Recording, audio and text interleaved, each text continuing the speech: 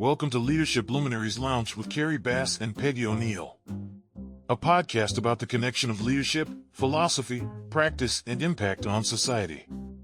Get ready to be illuminated.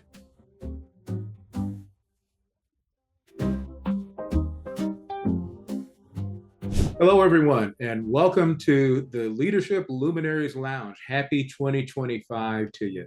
I hope that you are prepared for a prosperous, a fantastic, a wonderful new year. And to start that off, Peggy and I are truly blessed to have my friend and a very notable luminary to kick us off. Our guest today is Wanda Sturm. Wanda is the immediate past chair of ASQ, and ASQ is the leading global organization for quality management professionals. We have over 40,000 members globally in 130 countries. They have approximately, 250 community organizations in the United States and around the world, and over 25 technical specialty and divisions, of which they focus on various different types of technical areas or areas of interest. As chair of the society, again, she was also chairman of the board, but through that time, she worked her way up as a member of division leadership and division membership. And when I met her, she was the technical communities council leader, which is over all of the technical communities, and a standing member of the board of directors for ASQ. Wanda has earned a MBA, and she's attended many universities. We kind of have a similar background. We kind of like change and an eclectic view. She's been attended many universities and has been working in industry sectors, including energy, financial services, and technologies throughout her illustrious career, and continues to work as a project consultant with RGP in change leadership and change management, where she helps primarily focus on quality management, leadership coaching for projects. Has many certifications, change management, a Six Sigma Master Black Belt. I got mine just a few years ago, and also has certifications among many in team performance, systems thinking, high performance coaching, and that has led to her holistic view of being able to work with organizations to change for the better. And so it's my privilege and our pleasure to have Wanda Sturm, the immediate past chair of ASQ, as our first guest of the year.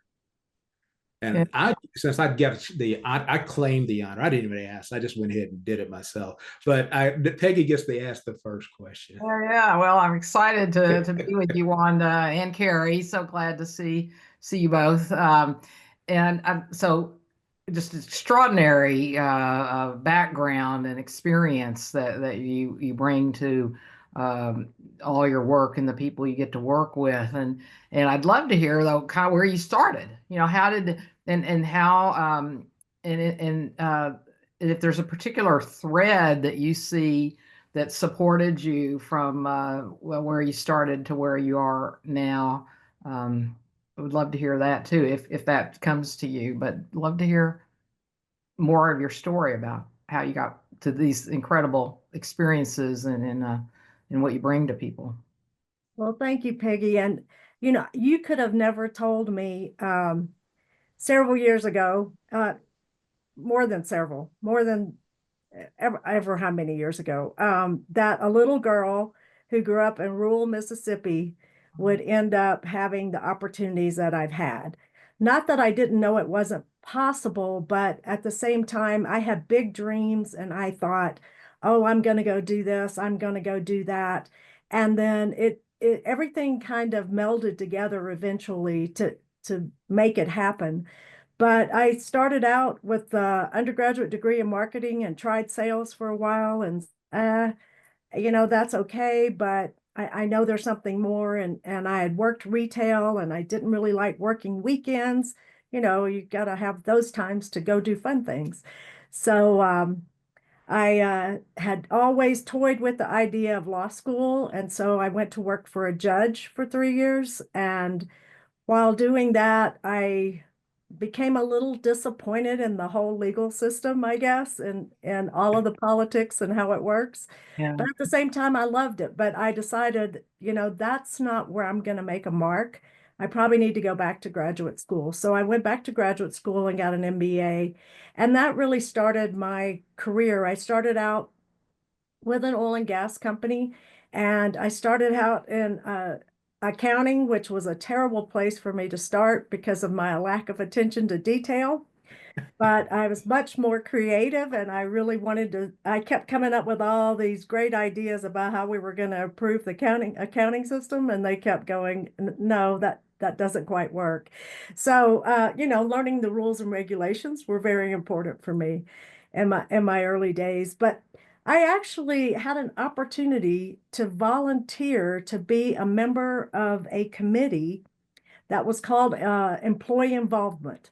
And it was all about getting employees engaged. And this was in the 80s. And it was the first time our company, and it was a Fortune 50, had actually conducted an employee survey. So if Oh, you wow. think about how far employee surveys have come, and how they use the data to make improvements and to really work with the people in the organization to get the most productivity, but in a way that they're happy to deliver it. It was really fun, and I kind of had a knack for that, so to speak. And I learned how we taught problem solving and we taught communication skills. And so that really set me up to be able to have better communication skills. And also, we had a whole session on meetings, how to hold productive meetings. And there is nothing more irritating than going to a meeting where there is no agenda and there's no understanding about how we're going to get things done while we're there. So I'm going on, but I can tell you that really set a great foundation. And it was the foundation then for our program that we call continuous improvement through employee involvement. And that was setting up a team structure in the organization. You can see why Wanda and I have kind of a common spirit thing, in that we always want to change the world, but we hate doing the details, so. I'm not far behind you guys. And I practiced law. I practiced law for 12 years. So yeah. Wow. And did some oil and gas title work. So Yeah. And I've been seeing your post here lately too about your nobody should want to be a lawyer. That was I don't say that. I do not say that. Kerry, you I do not. You don't. But it was obvious that you were ready for a change for sure. So Yeah, I was. There are a lot of lawyers that feel that way. But anyway, so that communication work, I'm hearing the communication, leading a meeting, leading meetings was very powerful. And then that's what led you to AQS or Yeah, it actually did. We started a program called Continuous Improvement. And then what we did with that, then I became a member of ASQ. And a member of a couple of other organizations as well. Our corporation joined a few others. And, I was just a member. So I didn't really get engaged and involved beyond going to the conferences and on occasion presenting at different conferences and things. I didn't really step into a leadership role until around 2010, I think it was. So, and now that's been a while. So 15 years ago. Wow. Well, one of the things that I noted, I had a similar trajectory, although I didn't get involved even until much later. But one of the things I did get involved with was some of the efforts that ASQ has done around a particular area. One of my passions was the government division, and I still remain active with that division. But Wanda was able to and really help me and our division out by being able to cut through the layers of bureaucracy to be able to get the power of the organization to be able to help us accomplish some things that it was just really difficult to do.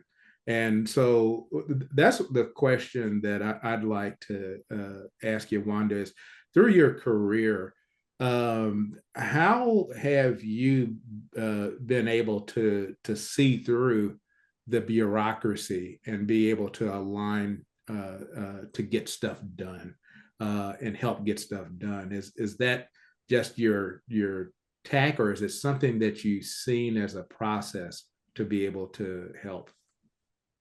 I think a couple of things, Kerry, with regard to that. And I was given some very good advice when I was first starting out and we were trying to make some changes. And this was before change management was really called a thing, right?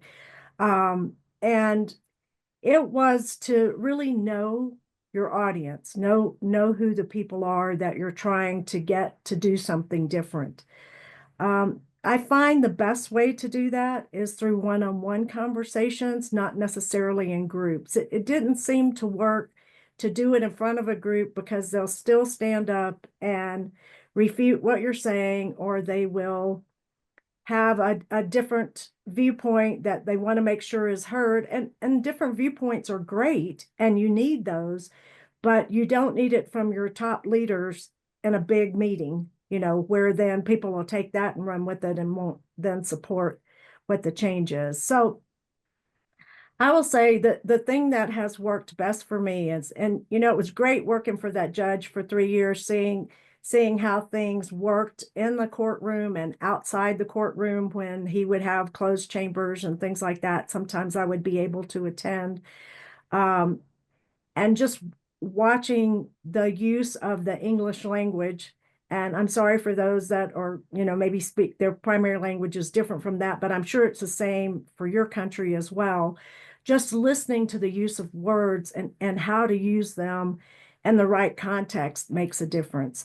I think one of the things I learned was to just go and sit and listen to what the person was really trying to say, and then really clarify or confirm that I understood what they said. That was one of the key lessons in the communication classes that I took, was all around clarification and confirmation. And I know confirming what people have to say really makes them feel heard. And then also you learn when you do that, because you get an aha moment in there somewhere that tells you, oh, this is what your issue is. And then you can ask other important questions to follow up on that to get a better, deeper understanding. And then maybe, not always, but maybe be able to help them either transition their thinking or get out of the way so the change can take place. Yeah, one of the things again that I wanted to bring up, and being a woman, and you, the first of all, for those of you that don't know about ASQ, ASQ is the originally started out as the American Society for Quality and was focused primarily on the technology of being able to improve production in the factories, but it expanded tremendously into quality management, that it goes all the way from the CE office to the boardroom, all the way down through the production floor, through the customer's experience. But to get there, though, you have to go through a whole bunch of technical people, engineers and others, and financial people that all have their own agenda. And one of the things I know, you coming from Mississippi, and when you see us, it's pretty clear that we're not the average CEO person. You are different gender, and I'm a different race and color than most of the people that are leading those organizations.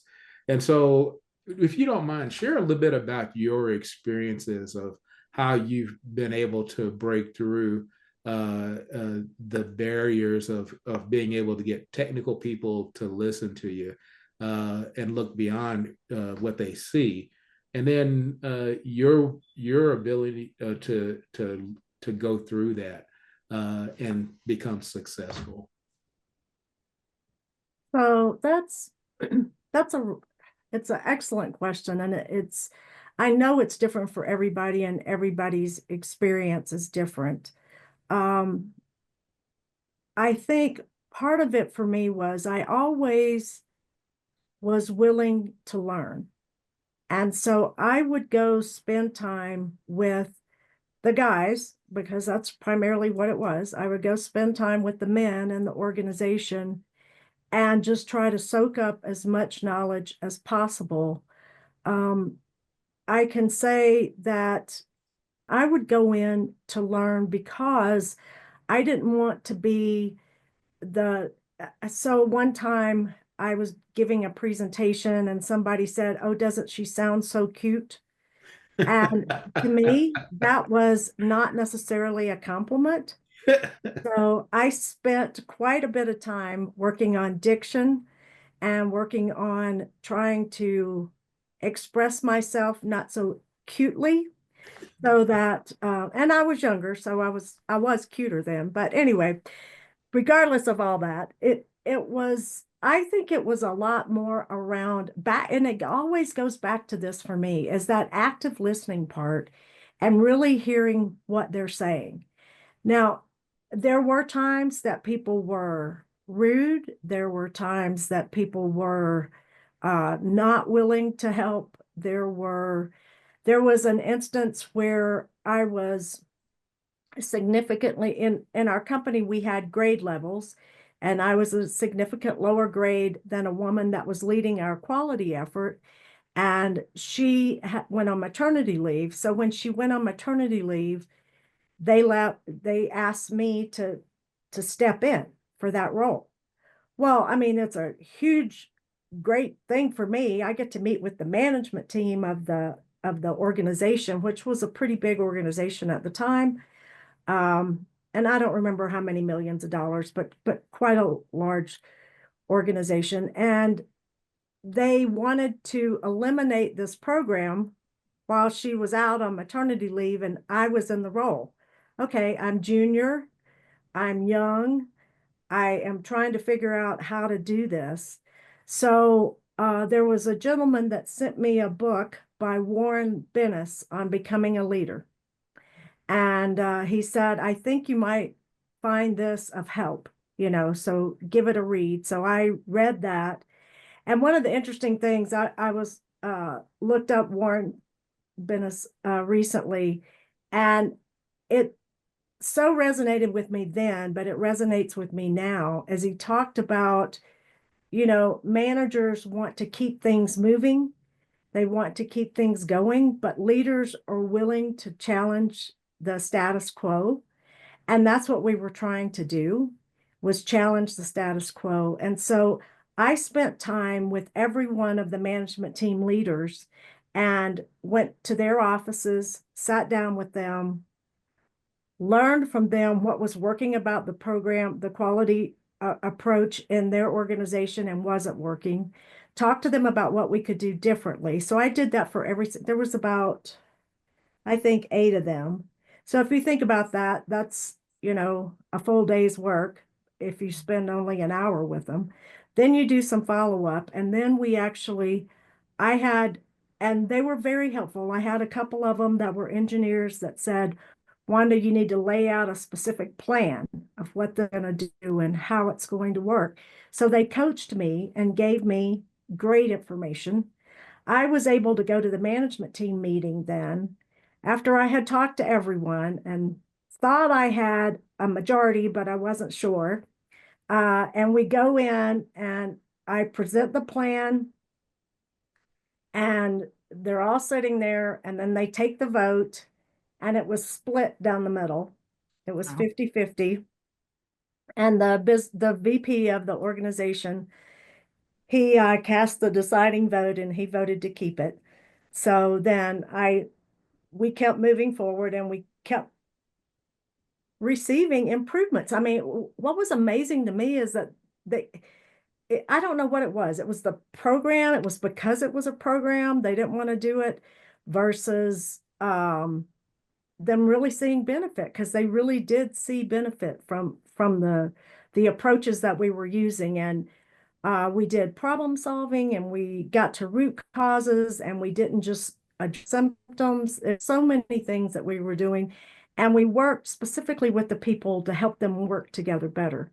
So as a woman, what I can say is there were all men on the management team except for one female. She was the HR manager. She voted against keeping this. She was the one person I thought I can count on, because but this is the other thing I learned. Just because you're female doesn't mean all females are going to support you, right? And so it's changed a little bit over time, but then during those times, that wasn't necessarily the case. When I changed companies after that, we had a buyout of the company, and when I changed companies, I actually had a female mentor, and that was very good. And then I was willing to help mentor others as well. And differently from that organization, after that, within the same organization, I was able to build real good relationships with the human resources directors and persons that really worked with me and helped me improve my skills personally. But it was moving to this other company where I had a senior female executive that was my mentor that really helped solidify a lot of that and help me move forward. I know you said before we started that you have a real interest in talking about women in leadership, so I think you had something particular that you wanted to share. So I'll just leave with that real open-ended statement that you want to talk to us about women in leadership, so take us where you'd like us to go with that. So for women in leadership, so at ASQ, we have every year, toward the end of the year in December, we have the Women in Leadership Symposium. And it's a way to get women in quality more engaged and talking among themselves, as well as we have a couple of keynote speakers, and it's all virtual. So it's a great way for women to engage together. One of the things that I really like about that is it's not solely for women, right? Men can join. It's fine for others to be there, but it does give that opportunity for women. I know I had someone not long ago mention to me, oh, we focused on women enough now. Why don't we focus on something different? And I'm like, well, no, we still need that. It's just like men still need to get together, I think. I think women still need to get together. I think we need to support within our genders, and I think we need to support cross genders as well. And I think that's critically important. And especially as diversity changes over time, you see that. But I have benefited from having both male and female mentors. But what I can tell you is that if you're a female, if you're young in your role, I think it's important to have a perspective from both. I don't think just one or the other makes the difference, but I do think it hurts not to have some of both. Growing up in a man's world, it was all engineering where I was. Primarily, that was the women. And I'll never forget that the first year I worked, the low companies that supplied would have a Christmas luncheon for the women in the office, when it was primarily for the admins, which was fine. That was great. But they didn't know what to do with two or three of us that they had just hired as quote, and it was somewhat separate back then. It was the professional women compared to the office personnel, right? And so there was an engineer, and there were two or three of us in other administrative accounting type roles. And so they invited us to the party too, because they didn't want to leave the women. So it was interesting. I think everybody was trying to figure out how to deal with the transition of women in business. And I think there's still potentially some companies out there that are like that. And I know because I work worldwide It's not the same for women in every country. And that, to me, that's where that whole point of belonging comes in. And that was my focus for the diversity piece. And so that's one thing I want to say, that we need to help women grow, just like we need to help men grow in roles. And we need to make sure that we're given, I would say, not equal, but equitable opportunities, because I think it's critical that you don't set someone up to fail. I think it's real important. I know for a while there were times that people would get put in positions that they were not yet ready for. And all that does is set them up not to be successful. And that is so wrong. And then it leaves a bad taste in their mouth. And then some of them never grow after that. And then some of them do. Some of them overcome and continue to move on. And I've seen that for both men and for women both. If you put people in roles without giving them the right tools and without helping them and making sure that they've got the right skills to do that, they're just a real Southern expression, God bless their cotton picking little hearts. I'd like to continue on that discussion for a little bit about diversity. And it's interesting, and I know you've dealt with it at ASQ in the leadership roles, and the was it environmental social governance, which has the bucket of diversity, equity, inclusion in that social realm. And there is a feeling now, just like you said, we've done enough, or that it's discriminatory to be able to provide opportunities for those that have had lesser opportunities.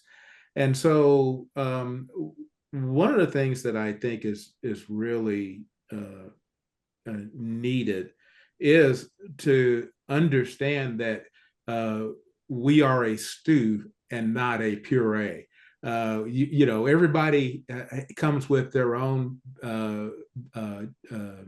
ethnicity, culture, and values, and blend and join together, we are better. Not to make you into something that you're not, but to understand that I bring value also.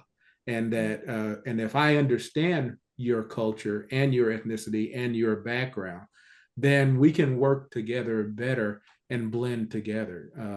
I would like you to share a little bit of your experiences of how you've worked with organizations, and maybe even, I don't know if I don't want you to betray any confidence or anything, but how did you help lead ASQ into continuing to confront the discussion about whether we should abandon DEI versus moving forward with that? So, ASQ is no different than a lot of the organizations. It's real interesting. It's like if people get on a bandwagon, right? So, okay, we're going to do DEI this year or the next couple years, and then, oh well, now we'll do something different.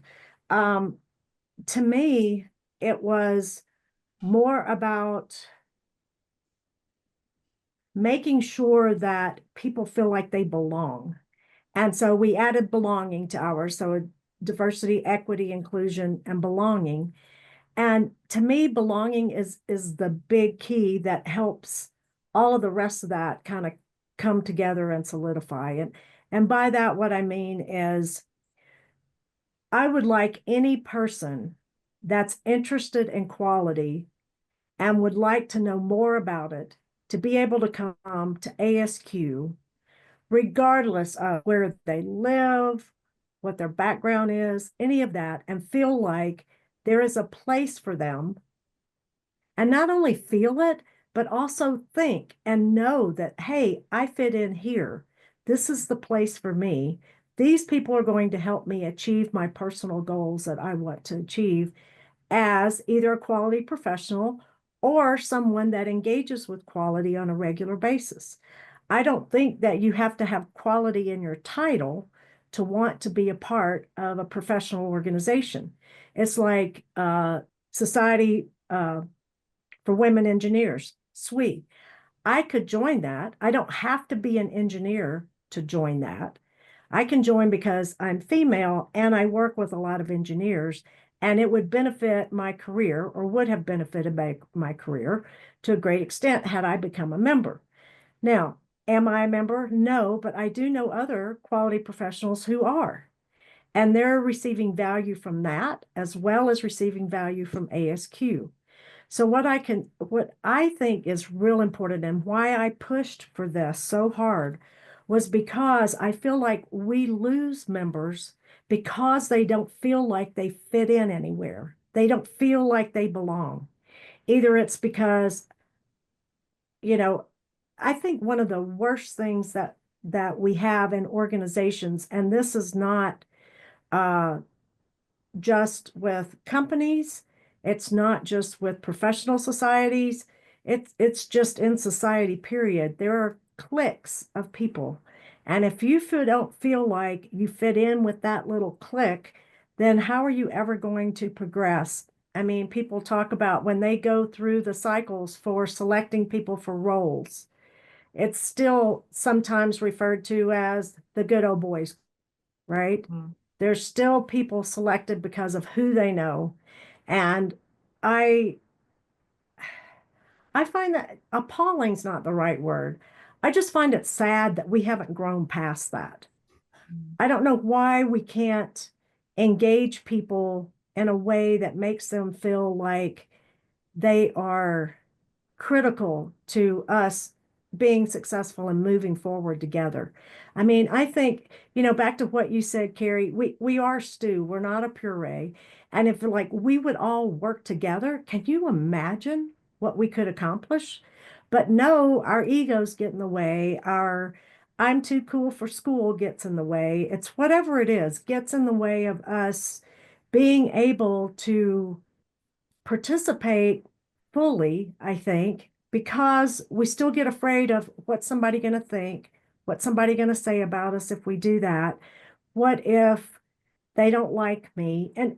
And to me, it's not about it's about learning and bringing together people that can get behind a common mission or vision and push forward to make something really happen, to really bring to the forefront success for all that want to be successful.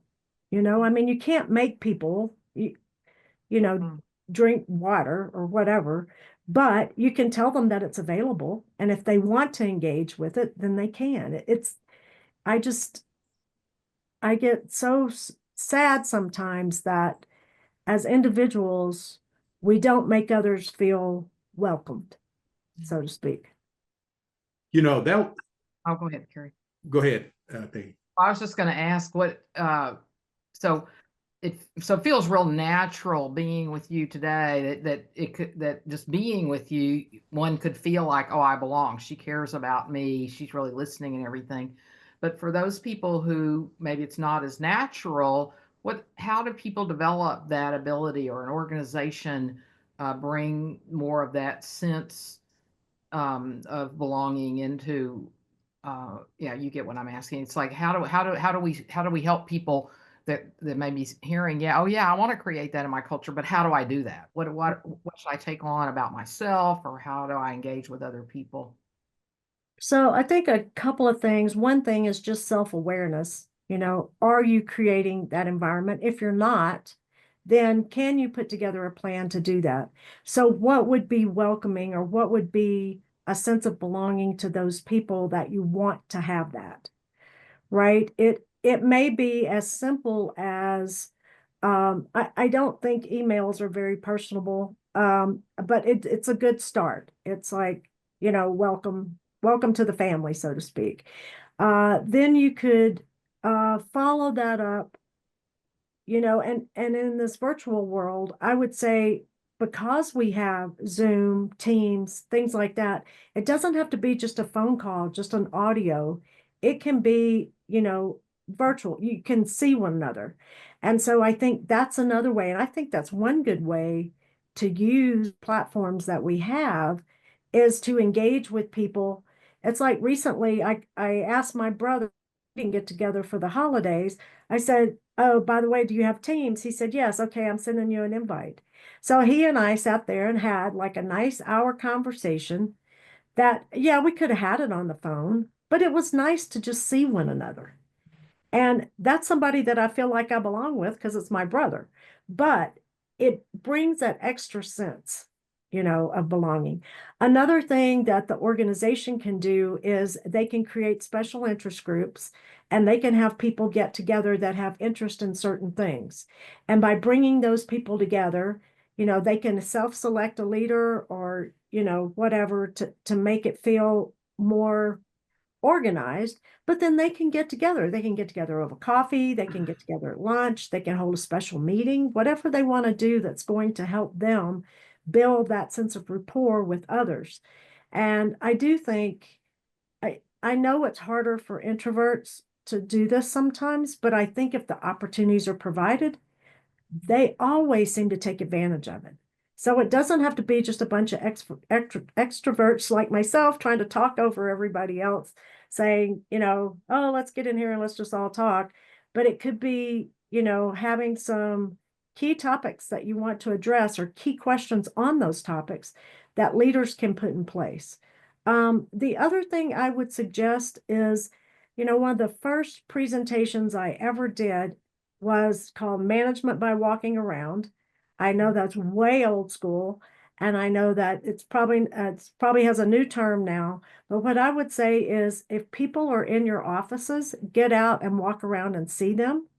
Make yourself known, say hello. I mean, you don't have to stand there and have a 20-minute conversation, but you have to let them know that they're important to your organization.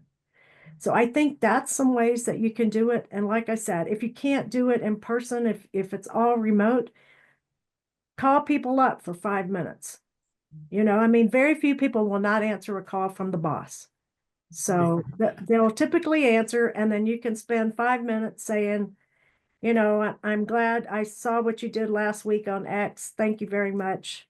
Good work. Keep it up. Something, right? I know a term that you and I are both familiar with, but it's called Gemba. And that means go where the work is being done. And that's a leadership responsibility. Regardless of whatever leader that you are, you need to go where the folks are doing stuff and go see for yourself how they're doing it and get to be known. Yeah, it makes such a difference. And I know a lot of times in companies when senior leaders go, it's a big dog and pony show. And, it's like everybody spends hours spick and spanning everything and making sure it's all ready for them to show up. But in doing a lot of that, I think the positive side of that is that people are working together to get things ready and they know that they're proud of their workspace and what they've got, and they want to show it off. So that part I think is great for the team. And then I think it's great for the leaders to be there and then to see how well that the team has performed together. So. We are coming to a good breaking point for part one. And for those of you that have been joining us, we've been speaking with Wanda Sturm, the immediate past chair of ASQ, the global leader of quality professionals, and also a good friend, and kicking off our new season of conversations on leadership. So until we come back and talk again, I want you to think about what you're hearing and also think about where you're going in your leadership and let your light shine. Thank you, and hope you'll come back again for part two.